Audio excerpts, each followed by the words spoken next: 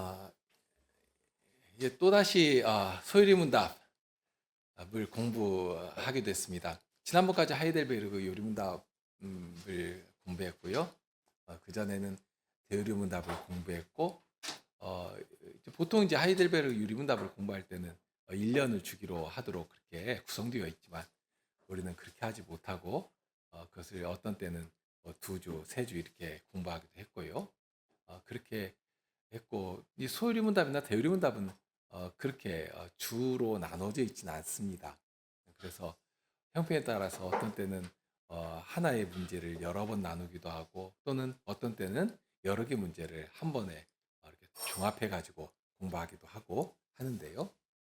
또 이렇게 소요리 문답을 공부하게 되었습니다. 먼저 로마서 6장 15절 이하의 말씀을 읽고서 오늘 내용을 생각해 가겠습니다. 6장 15절로 23절입니다. 그런즉 어찌하리요? 우리가 법 아래 있지 아니하고 은혜 아래 있으니 죄를 어찌 지으리요? 그럴 수 없느니라. 너희 자신을 종으로 들여 누구에게 순종하든지 그 순종함을 받는 자의 종이 되는 줄을 너희가 알지 못하느냐? 혹은 죄의 종으로 사망에 이르고 혹은 순종의 종으로 의에 이르느니라. 하나님께 감사하리로다. 너희가 본래 죄의 종이더니 너희에게 전하여 준 바 교훈의 본을 마음으로 순종하여 죄에게서 해방되어 의에게 종이 되었느니라. 너희 육신이 연약함으로 내가 사람의 이해대로 말하노니 전에 너희가 너희 지체를 부정과 불법에 들여 불법에 이른 것 같이 이제는 너희 지체를 의에게 종으로 들여 거룩함에 이르라. 너희가 죄의 종이 되었을 때는 의에 대하여 자유하였느니라.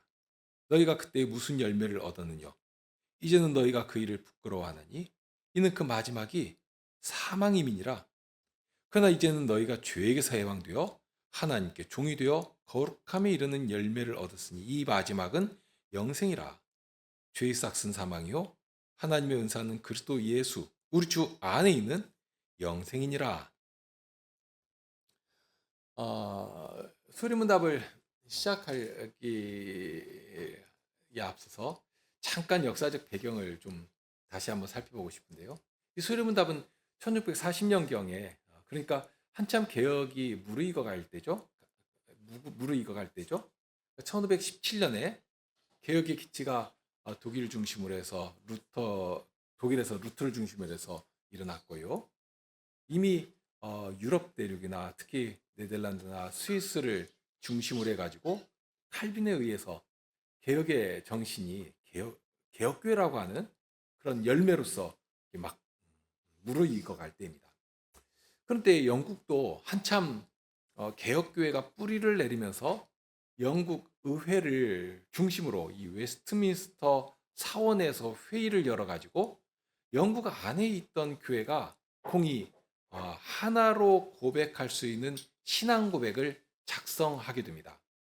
당시 이제 영국의 그 정치 상황이라고 하는 것이 대단히 급변하고 또 복잡한 갈등 속에 있었는데요. 대표적으로 하면 주변에 이게 영국이라고 하는 곳이 그 당시 이제 세 개의 왕국으로 나눠져 있었는데 그런 왕국 간의 갈등도 있었고 또 왕과 의회 간의 그러니까 영국 의회 간의 갈등도 아주 첨예하게 이렇게 있던 때입니다. 그런데 당시 이제 스코틀랜드의 왕이었던 사람이 이제 영국의 왕이 되면서 찰스 1세라는 이름을 가지게 되는데요. 근데 이 찰스 1세에 의해서 이게 그 교회가 탄압되고 그런 때에 어떤 탈출구를 찾게 됩니다. 그러니까 왕은 철저하게 자기의 관리하에서 교회도 이렇게 움직이기를 바란 것이고 그런 왕과 대립 관계에 있던 이 의회가 독자적으로 의회를 열어가지고 그런 나라 안에 분열상들, 어려움들 또 그다음에 그 종교, 그 교회가 통일되지 못하는 그런 일들에 대해서 어떤 그 탈출 방안들을 강구하게 되는데요. 이렇게 신앙으로 분열되어 있던 영국을 바르고 정당한 개혁 신앙 안에서 하나 되게 하는 것이 정말 시급한 문제다 하는 그 공통적인 인식하에서 의회의 권한으로 웨스트민스터 사원에서 신학자로 이루어진 총회를 열게 됩니다. 이에 따라서 151명의 대표가 1643년 7월 1일부터 해가지고 1649년 2월 22일까지 그러니까 대략 6년이 조금 못 되는 시간이죠. 이렇게 6년 동안 총회로 모이게 됩니다. 거기에 참여한 151명의 대표들 중에는 10명의 군주를 포함해서 20명의 하원 의원들로 된 평신도 대표들도 있었고요.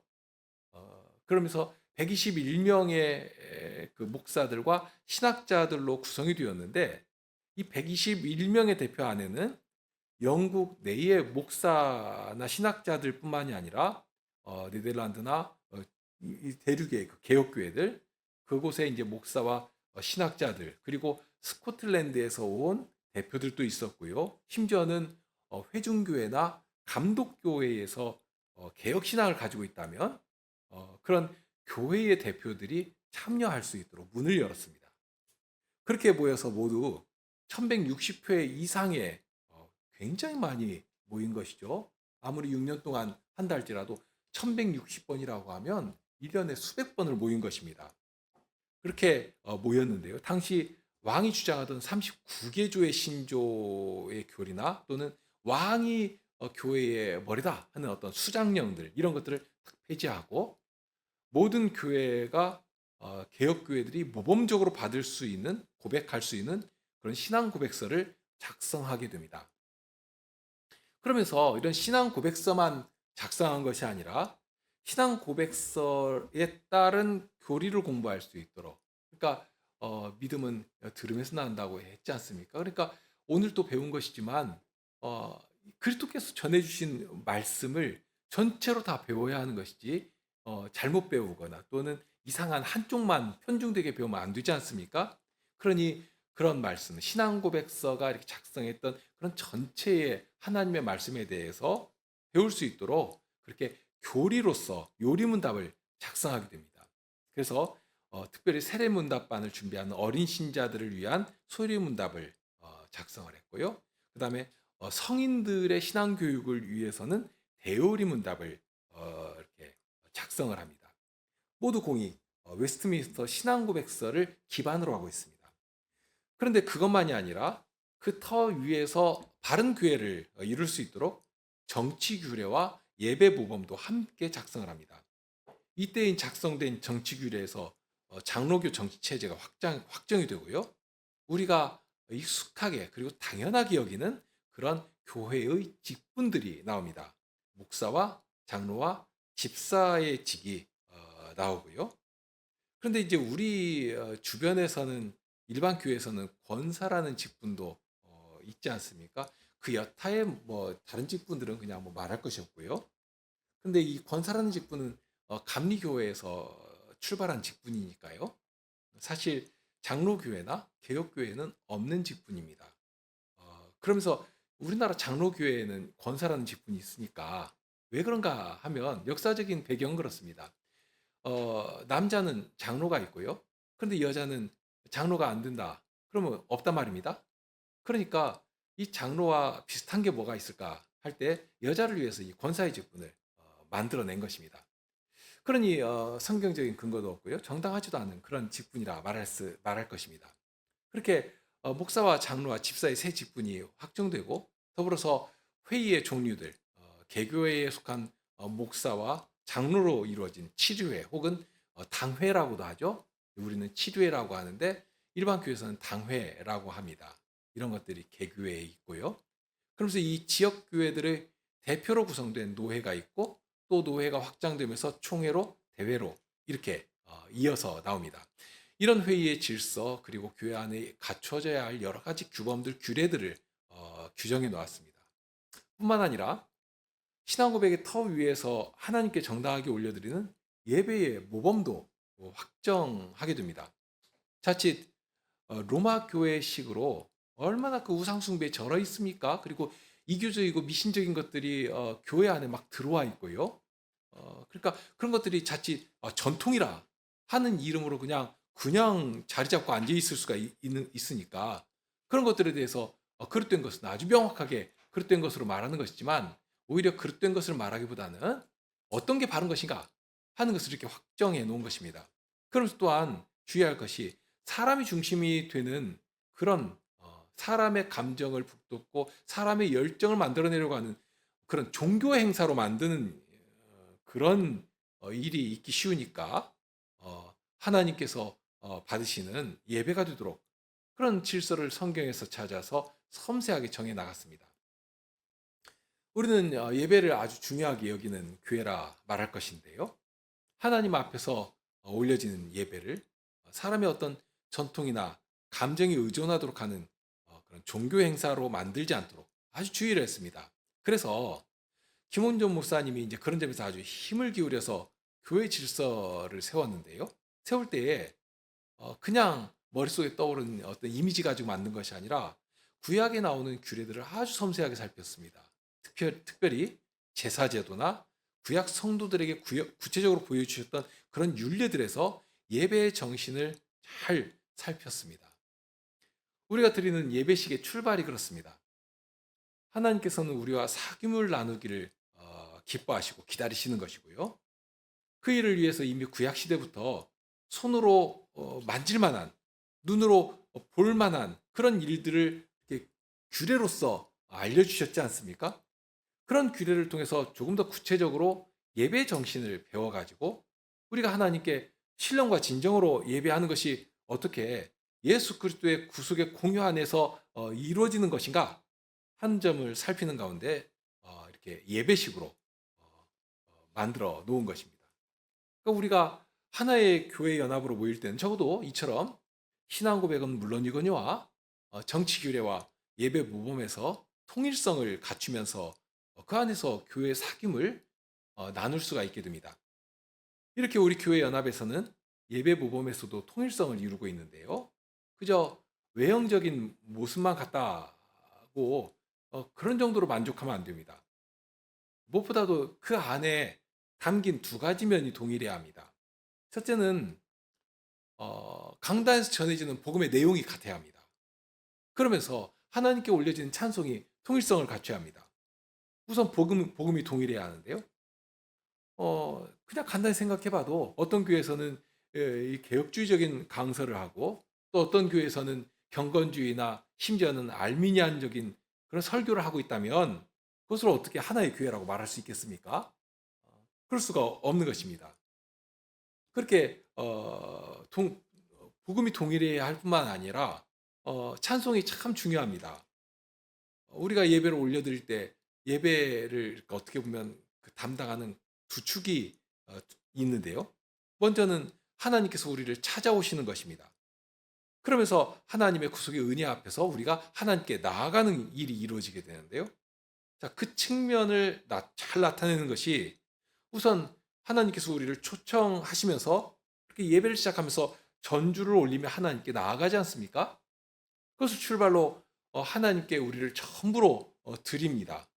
기도로, 찬송으로, 그리고 헌상으로 이렇게 하나님 앞에 나아가서 우리를 정말 산제사로 올려드리는 것입니다. 그런 후에 하나님의 말씀을 온유하고 겸손한 태도로 듣게 되죠. 그렇게 되니까 예배에 있어서 이 말씀과 더불어서 굉장히 많은 분량을 차지하는 것이 이 찬송입니다. 오늘 오후만 해도 찬송을 여러 곡 우리가 하나님께 올려드렸지 않습니까? 그러니까 찬송이 이처럼 예배에서 중요한 한 축처럼 되어 있습니다.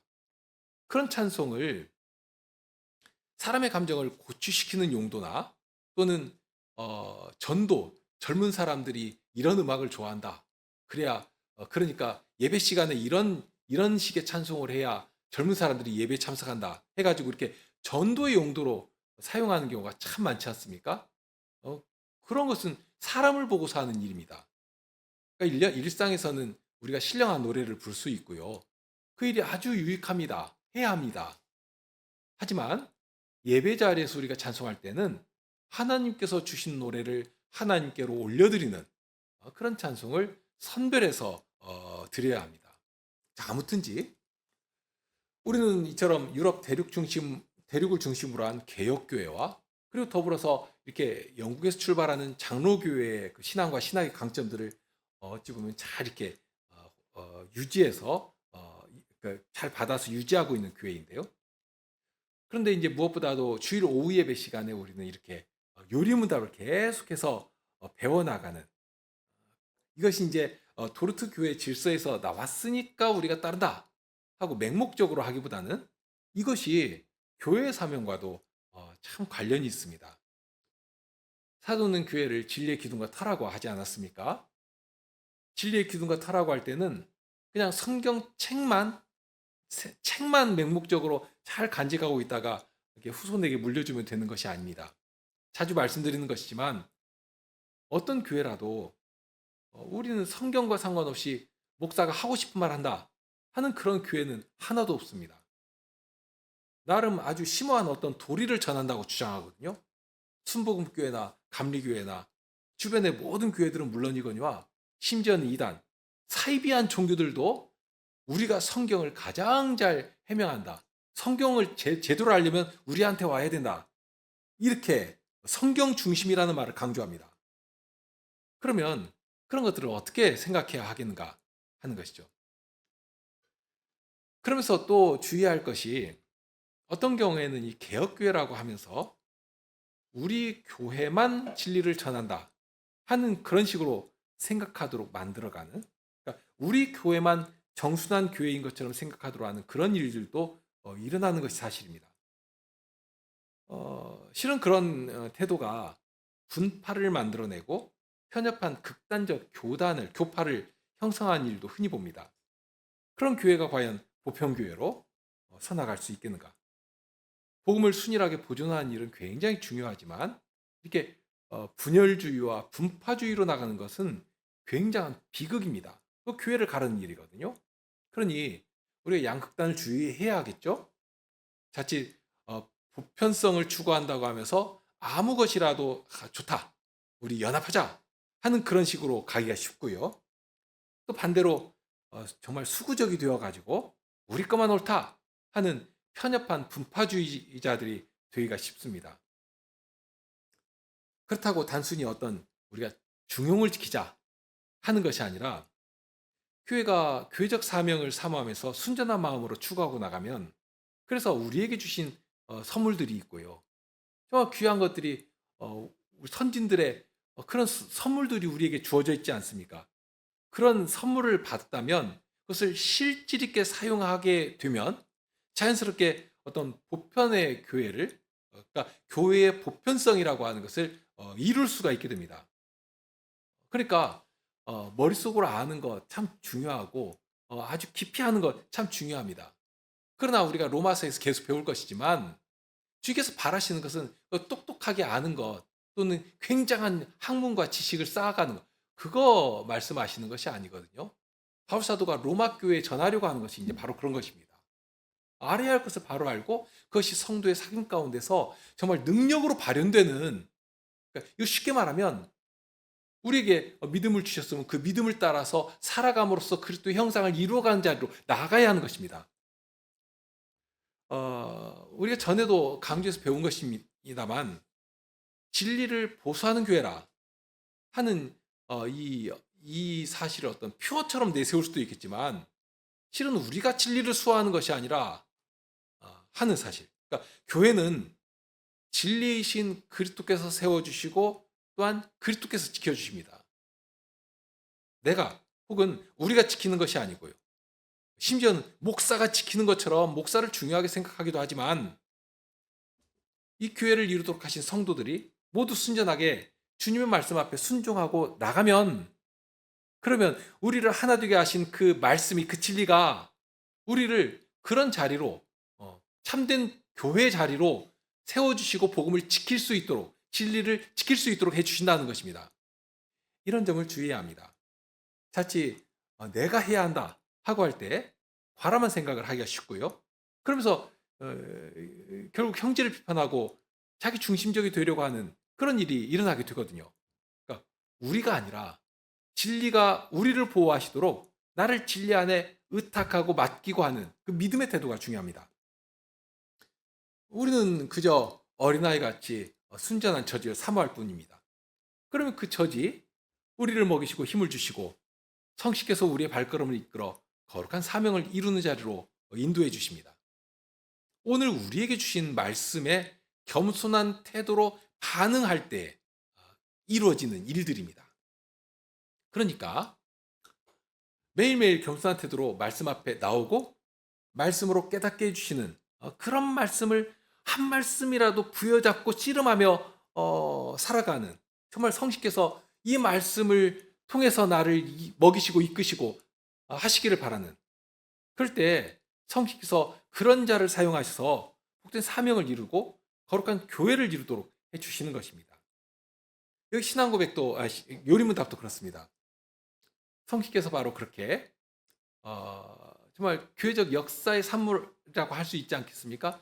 그런데 그 역사적 산물이라고 하는 것이 단순히 역사를 이루는 것이 아니라 성식께서 교회를 세우시고 교회와 함께 하시고 교회를 보호하시며 그 안에 주의 백성들을 모으시고 양육하시고 보호하셨다는 실질이 바로 이런 신앙 고백으로 나오게 되는 것입니다.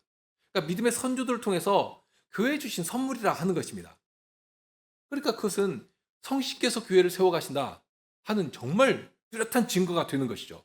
그러면 그 선물을 교회가 잘 받고 그것을 통해서 우리의 선조들이 이루었던 그런 정도의 교회가 아니라 그 위에다가 교회적인 실질을 한층 더 건설해 가야 한다 하는 것입니다.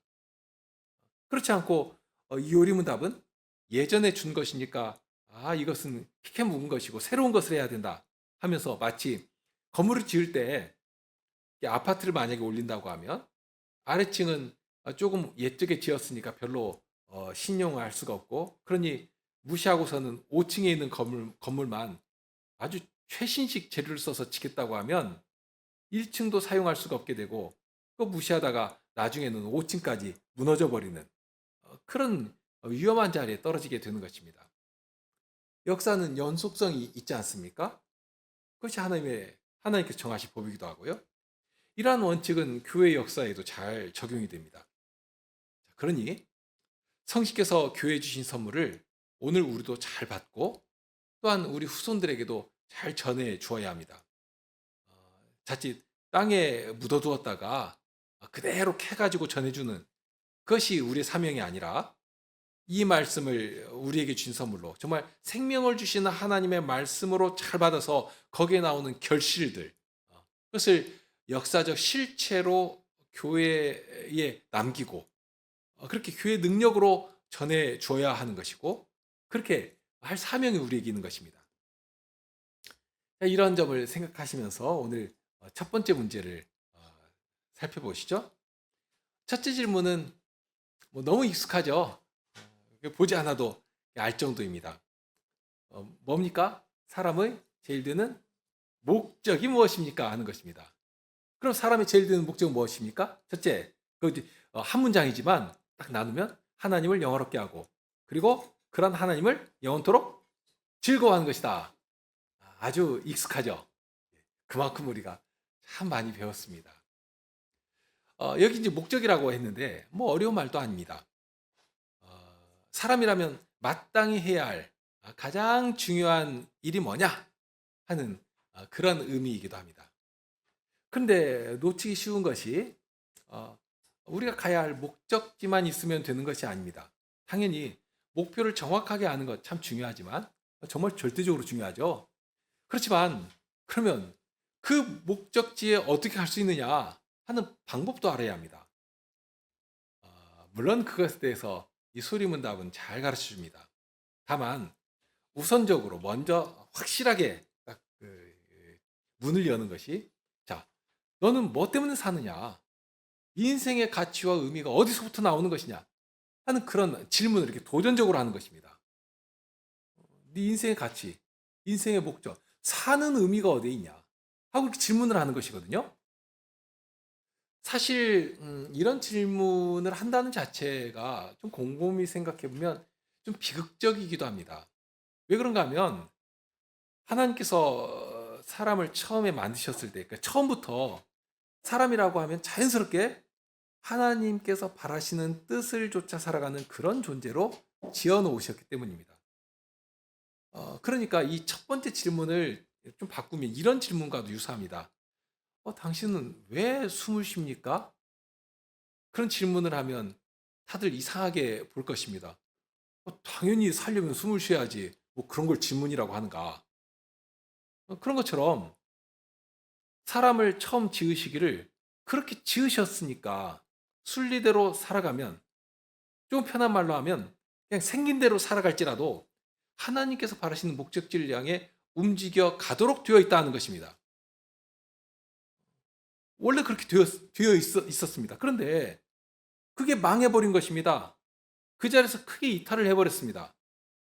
하나님께서 최고의 지성과 이성과 의지를 사용해서 자연의 질서와 그 안에 담아두신 선물들을 정말 마음껏 이용하고 다스리면서 그렇게 하나님의 영화로우심을 높이도록 그렇게 해 주신 것인데, 첫 번째 사람 아담이 어떻게 해버렸습니까?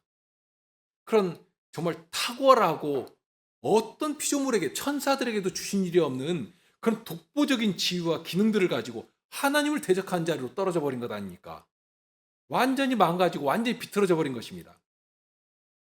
원래는 그러니까 우리가 숨을 쉬는 것처럼, 그러니까 음식을 즐거이 먹으면서 기쁨으로 일을 하는 것처럼, 그렇게 하나님께서 정해놓으신 그 목적지를 향해 즐거이 갈 수 있도록 해 놓으셨는데, 이제 그것을 완전히 상실해 버린 거예요. 망해 버린 거예요. 타락이 이제 그렇게 만든 것입니다. 타락하니까 목적지가 마치 순간 봉사가 된 것처럼 그냥 눈에서 사라져 버린 것입니다. 그것을 좀 더 정확하게 말하면 모든 기능을 상실해 버린 것입니다. 목표는 바뀌지 않았습니다. 예나 지금이나 동일합니다. 그런데 타락한 후로는 이 보는 기능이 사라져 버렸습니다. 목표는 거기 그대로 있는데 눈이 멀어버린 것입니다.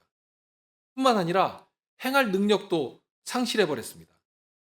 그렇게 되니 목적지를 알아도, 안다고 해도 갈 힘이 없습니다. 능력이 없습니다.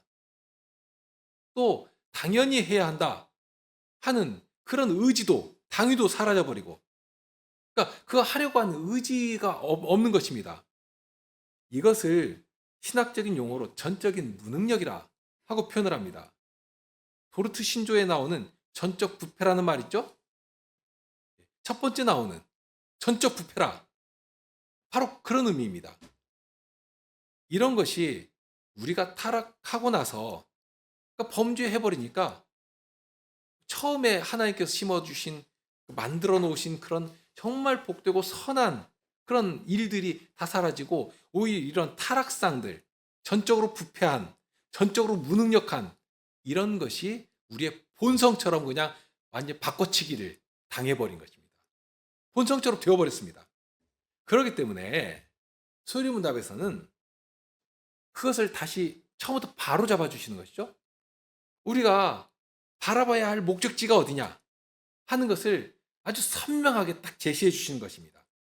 그러니까 거기에 갈 수 있느냐 없느냐, 이것은 그 둘째 셋째 문제이고, 우선은 목적지를 알아야 할 것 아닙니까? 축구장에서도 골대를 보여주면서 저기다 골을 넣어야 한다 하고 일단 알려주어야지, 발로 차고 가든지 아니면 공을 손으로 잡고서라도 가든지 어떻게든지 할 것 아닙니까? 그러니까 일단 목적지를 알려주는 것입니다. 그리고 이제 목표라고, 그러니까 목적지라고 했는데요. 다만 우리가 그렇게 무기능하고 무능력하다, 할 수 있는 기능이 상실되어 버렸다 하는 것도 말씀드렸고요. 그런데 자칫 이렇게 어떤 목표다 하고 말하면 짐처럼 느껴지기도 합니다. 어떤 어려운 숙제처럼 느껴지는 일도 있거든요. 사람의 제일 되는 목적이다 하고 말하면 이것이 좋게 생각되면서도 이거 힘들겠다, 어렵다, 또는 나에게 너무나도 무거운 일이다 하는 그런 생각도 드는 것입니다. 다만 그러면 이것이 정말로 무겁고 어렵고 힘들기만 한 일인가? 일단 목적지라고 했는데요. 성경에서는 모든 인생이 두 목적지를 향해 간다, 가야만 한다, 반드시 도착한다 한 사실을 가르쳐 줍니다. 그러니까 우리는 반드시 골대 안에 공을 넣어야 합니다. 다만 축구에서도 그렇지만 축구에서 두 개의 골대가 있지 않습니까? 그러니 어떤 골대로 차 넣느냐 하는 그 선택의 문제가 남아 있는 것입니다. 그냥 아무것도 안 하고, 그러니까 아무 일도 안 일어나고 그런 일은 없습니다. 반드시 둘 중에 하나가 우리 인생의 최종 결승점에서 기다리고 있습니다. 반드시 둘 중에 하나로 가야 합니다. 로마서 6장 19절 이하의 말씀, 오늘 읽은 말씀이죠. 다시 한번 읽겠습니다. 너희 육신이 연약함으로 내가 사람의 이해대로 말하느니 전에 너희가 너희 지체를 부정과 불법에 들여 불법에 이른 것 같이 이제는 너희 지체를 의에게 종으로 들여 거룩함에 이르라. 너희가 죄의 종이 되었을 때는 의에 대하여 자유하였느니라. 너희가 그때 무슨 열매를 얻었느냐? 이제는 너희가 그 일을 부끄러워하나니 이는 그 마지막이 사망임이니라. 그러나 이제는 너희가 죄에게서 해방되고 하나님께 종이 되어 거룩함에 이르는 열매를 얻었으니 그 마지막은 영생이라. 죄의 싹은 사망이요 하나님의 은사는 그리스도 예수 우리 주 안에 있는 영생이니라. 아주 명확하죠? 인생 앞에는 두 결승점이 있다 하는 사실을 이렇게 알려주십니다. 첫째는 사망입니다. 둘째는 영생입니다. 마치 이런 것과 비슷한데요. 이스라엘이 하나님께서 구원해 주기 전에 애굽에서 바로 밑에서 경험했던 일들이 있었습니다. 애굽에서 이스라엘 백성들이 어떤 삶을 살았는가? 그들이 게으름 피우거나 또는 한가하니 놀러 다니는 것이 아니지 않습니까? 정말로 열심히 살았습니다. 죽기 살기로 살았습니다. 죽을 힘을 다해서 일하며 살았습니다. 그런데 그렇게 열심히 일을 했는데 일한 대가로 받은 것이 무엇입니까? 결국 죽음을 선물처럼 받거든요. 죽기 살기로 일했는데 월급 봉투를 탁 받아보니까 애굽이 이스라엘에게 준 것이 죽음이었습니다. 자기들도 죽는 것이지만 자식들도, 특히 아들이 태어나면 다 죽여라.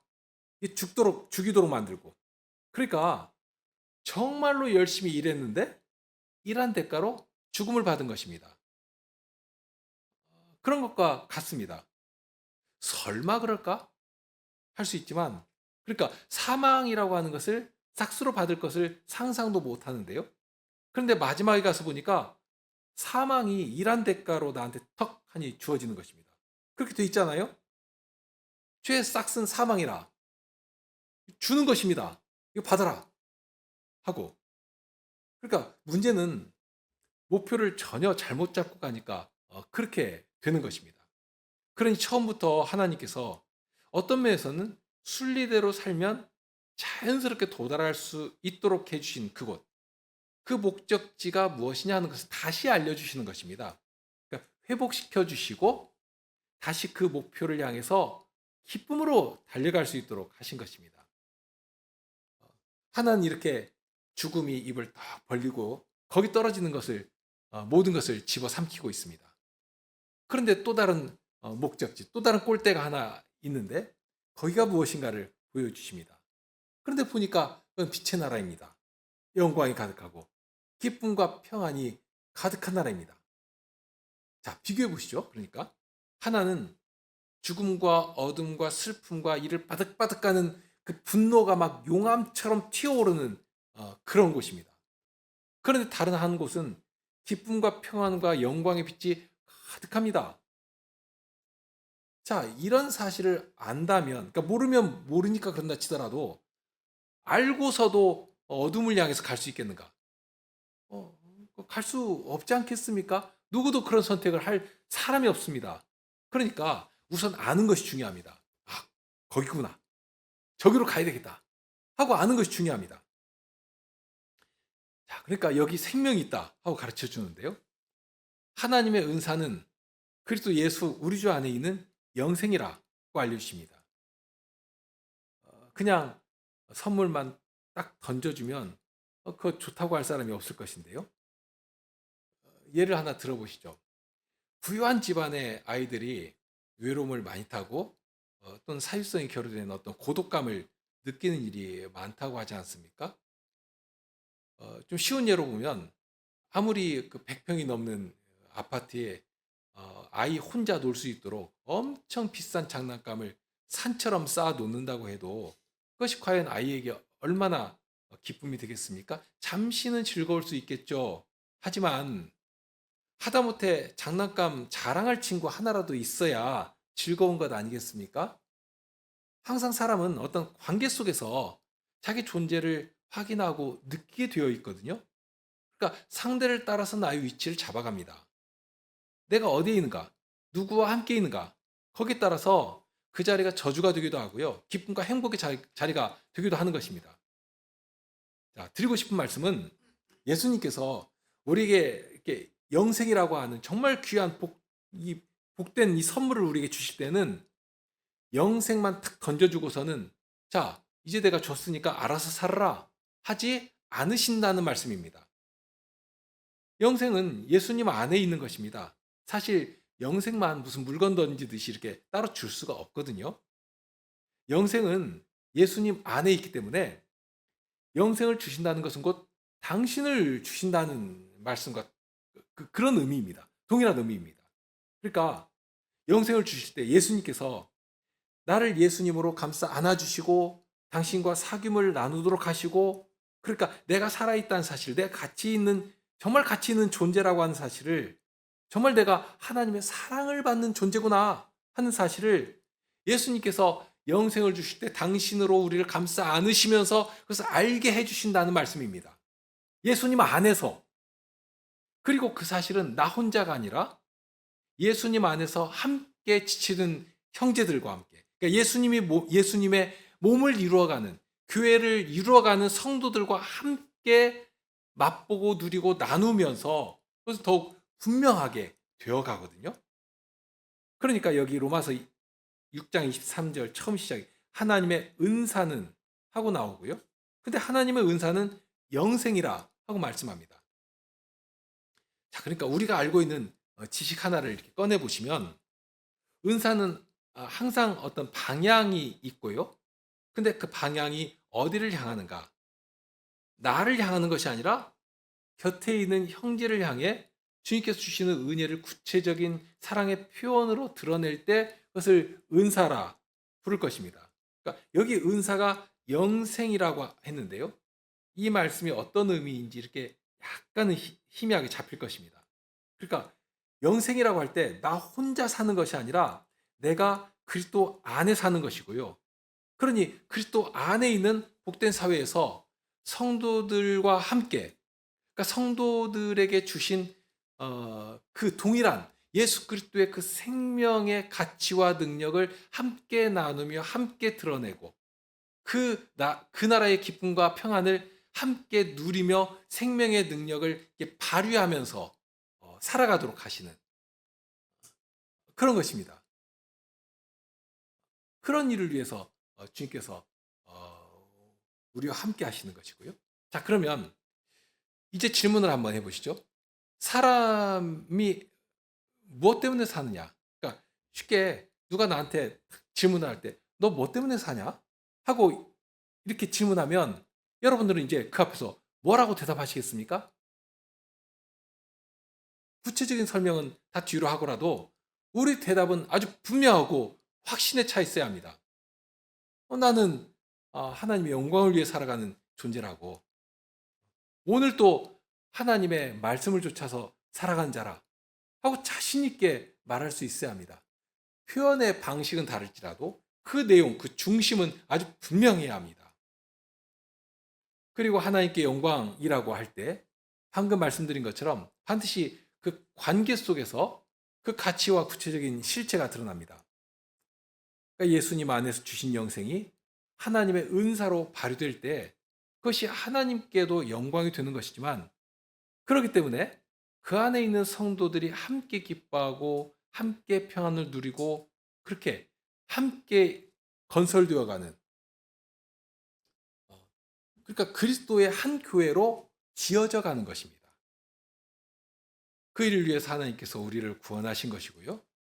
구원하신 때에는 우리가 사는 목적이 어디에 있느냐 아주 명확하게 알아서 예전 행하던 대로 사망의 입속을 꼴대로 착각하는 일이 없이 생명의 자녀들답게 하나님 안에서 자유롭게 기쁘게 살아가고 영생의 자리에 이르는 그런 축복을 받게 되는 것입니다. 그래서 요리문답은 가장 첫 질문으로 그 사실을 분명하게 가르치죠. 사람의 제일 되는 목적이 무엇인가?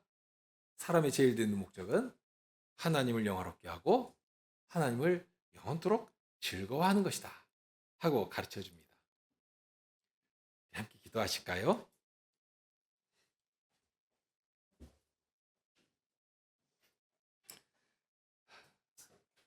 저희를 생명을 주시는 복음으로 부르시고 하나님의 사랑을 알게 하시고 이제 세상 앞에서라도 저희 선한 행실을 통해 하나님의 어떠하심을 자랑하는 자들이 되게 해주셨습니다. 저희가 말로는 하나님의 영광을 말하고 거룩한 사명을 말하면서도 정작 하나님께서 바라시는 길을 쫓기에 게으르고 신실하지를 못하고 그렇게 오히려 주님을 슬프시게 하는 일들이 얼마나 많은지 모릅니다. 다시 주님께서는 그런 저희를 향해 두신 하나님의 선하신 뜻이 어디에 있는지, 어떻게 하나님께 영광이 되고 인생에게 복된 일이 되는 것인지를 알려주십니다. 그저 미련한 짐승처럼 예전 행하던 그것이 최고의 가치인 듯 그게 눈에 가득한 그런 저희 어리석음을 버리게 하여 주시고 말씀으로 새롭게 하여 주시되 진정 주님께서 기뻐하신 일들을 저희들에게 모두 알려주셔서 그 자리를 향해 움직여 나가는 저희가 되게 하여 주옵소서.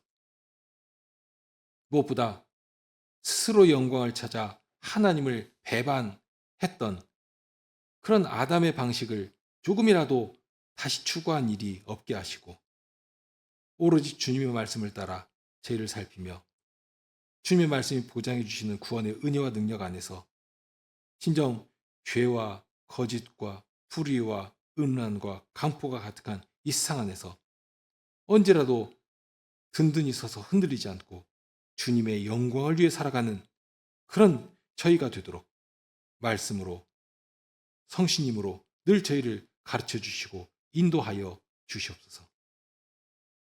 우리 주님 예수 그리스도 이름으로 기도하옵나이다.